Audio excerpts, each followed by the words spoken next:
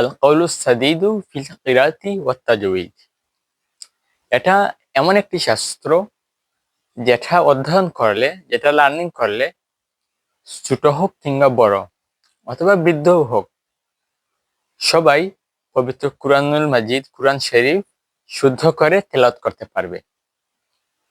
তো এটা ছিল আজকের প্রথম ভিডিও, প্রথম ক্লাস। অর্থাৎ থাম্বনেল দেখেই বুঝেছে অনেকেই যে এটা আজকে এই চ্যাপ্টার নিয়ে, অর্থাৎ এই আল কালুস সাদীদ নিয়ে যে ভূমিকা ও পরিচিতি, এই বইয়ের ভূমিকা ও পরিচিতি নিয়ে মেইন টপিকটা। তো আজকে আমরা তোমাদের সামনে এটাই আলোচনা করব। তো দ্বিতীয় ক্লাস থেকে এর ধারাবাহিকভাবে প্রত্যেকটা চ্যাপ্টার আলোচনা করা হবে। তো প্রথমেই দেখাই যে এই বইয়ের যে মেইন যে খাবার পিক আছে সেটা তোমাদের সামনে দেখাই। এই হলো আল কাউলুস সাদীদ, একটি ছোট্ট বই, কিন্তু এর ভিতরে রয়েছে অনেক গুণ, যার মাধ্যমে কুরআন শরীফ তেলাওয়াত করা শুদ্ধ করতে পারবে। একদম সহজভাবে যদি বুঝিয়ে, একদম সহজ ভাষায় বুঝিয়ে দেওয়া যায়, তাহলে সবার জন্য কুরআন শরীফ সহি শুদ্ধ করে শিখা এটা খুবই সহজ হয়ে যাবে। আর এই বিষয়টি, আল কাউলুস সাদীদটি, এই বিষয়টি পড়ানো হয় শুধু বাংলাদেশে নয়, বিশ্বের অনেক দেশে, ভারত, ইংল্যান্ড, লন্ডন, আমেরিকা, সব দেশেই, প্রায় দেশেই এই আল কাউলুস সাদীদ পড়ানো হয়। এই দেখেন আল কাউলুস সাদীদের ইংরেজি ভার্সন।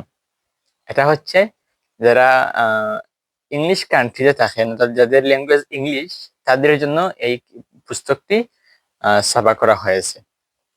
তো প্রথমে আমরা জানবো যে এর ভূমিকা অথবা এর পরিচিতি। তো আল কাউলুস সাদীদের পরিচিতি হলো যে এটা লিখিত করেন হযরত আল্লামা আব্দুল লতিফ চৌধুরী সাহেব ফুলতলি, দেখে সবাই ফুলতলি সাহেব কিবলা নামেই চিনে। এই বইটি হযরত ফুলতলি সাহেব কিবলা রহমতুল্লাহ তাআলা আলাইহি উর্দু ভাষায়, তখন পাকিস্তান আমলে উর্দু ভাষায় লিখেছিলেন। তো এটা একটি, এই ভূমিকার ক্লাসে কিন্তু একটা গুরুত্বপূর্ণ প্রশ্ন, যেটা অনেক সময় পরীক্ষায় আসে, হাদিস জামাতের পরীক্ষায় আসে, যে আল কাউলুস সাদীদের উর্দু ভাষার লেখককে। সেটা হচ্ছে হযরত মাওলানা হযরত আল্লামা আব্দুল লতিফ চৌধুরী সাহেব কিবলা ফুলতলি। তখন তিনি লিখেছিলেন উর্দু ভাষায়। যখন বাংলাদেশ স্বাধীন হয়ে গেল, তখন এই উর্দু ভাষা তো অনেকেই জানেন না বাংলাদেশে, যেহেতু সেই সময় এই পুস্তকটি সারা বাংলাদেশে চালু হয়ে গিয়েছিল, এই পুস্তকটির টিচিং ক্লাস, তাই এটাকে বঙ্গানুবাদ করেছেন, বাংলায় অনুবাদ করেছেন উর্দু থেকে ওনার বড় ছেলে, বর্তমান ফুলতলি পীর সাহেব হযরত আল্লামা ইমাদউদ্দিন চৌধুরী বড় সাহেব কিবলা ফুলতলি। তো এই দুইটি পয়েন্ট, ভূমিকায়ও দুইটি পয়েন্ট পরীক্ষার জন্য বলে দিলাম। যে প্রথমটি হলো আল কাউলুস সাদীদ কে লিখেছেন উর্দু ভাষায়, মূল লেখককে? এর উত্তর হলো আব্দুল লতিফ চৌধুরী সাহেব কিবলা ফুলতলি। আর যদি প্রশ্ন আসে যে এর বাংলায় অনুবাদ কে করেছেন, তখন উত্তরে বলবে যে হযরত আল্লামা ইমাদউদ্দিন চৌধুরী সাহেব কিবলা ফুলতলি, বড় সাহেব কিবলা ফুলতলি। আল কাউলুস সাদীদ এই পুস্তকটির ব্যবস্থাপনায় রয়েছে দারুল কিরাত মজিদিয়া ফুলতলি ট্রাস্ট। অর্থাৎ এই সংগঠনটি, দারুল কিরাত মজিদিয়া ফুলতলি ট্রাস্টের অধীনে এই আল কাউলুস সাদীদ পড়ানো হয়, যেটা হলো দারুল কিরাত নামে পরিচিত। প্রত্যেক মাসে রমজানে বা সাপ্তাহিক, প্রতি বছরের প্রতি শুক্রবারে এই ক্লাসটি, অথবা এই যে ক্লাস আছে সেটা প্রতিষ্ঠান ভিত্তিক নেওয়া হয়। আর এটা পরিচালিত হয় দারুল কিরাত মজিদিয়া ফুলতলি ট্রাস্টের অধীনে। এটা একটি সংগঠন, কুরআন খেদমতের সংগঠন, এর মাধ্যমে এটা পরিচালিত হয়।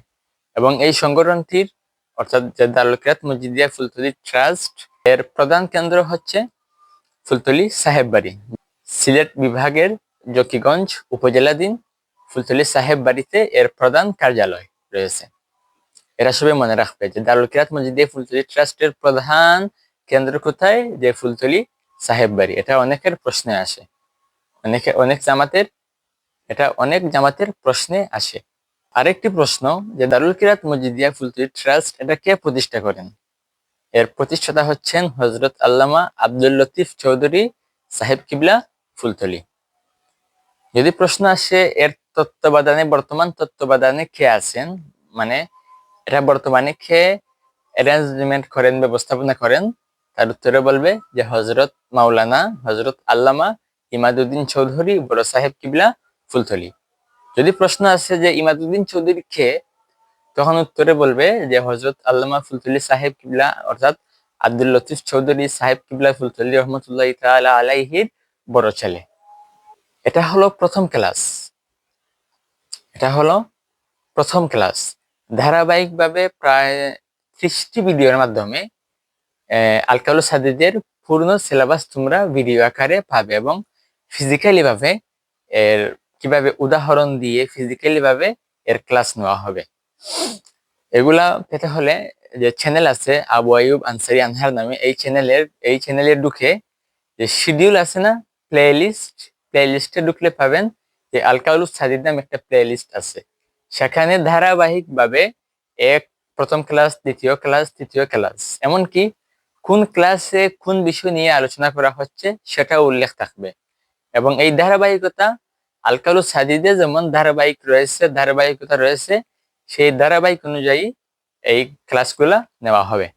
আর এই যে উদ্যোগটা, এটা তোমাদের ক্লাস আউয়াল থেকে শুরু করে ক্লাস 26 পর্যন্ত সবার জন্য এই বিষয়টি শিখা, মানে এই তাজবিদ অধ্যয়ন করা, এই ভিডিওটি দেখলেই সবার আয়ত্তে আসবে। মাদ্রাসায় ক্লাস করে এসে যেটা বুঝো না, তোমাদের মধ্যে যেটা বুঝো না, সেটা ভিডিওতে দেখলেই বুঝে যাবে। তো ছিল এই আজকের ভিডিও। প্রতিটা ক্লাস শিডিউল ভাবে পাবে এবং এটা যতদিন পর্যন্ত ইউটিউব রয়েছে ততদিন পর্যন্ত এই ভিডিওগুলা, যদি কিয়ামত পর্যন্তই থাকে তাহলে কিয়ামত পর্যন্ত এই ভিডিওগুলা ইউটিউবে প্লেলিস্টে পাবে। তো এই ছিল আজকের ভিডিও, বিদায় নিচ্ছি।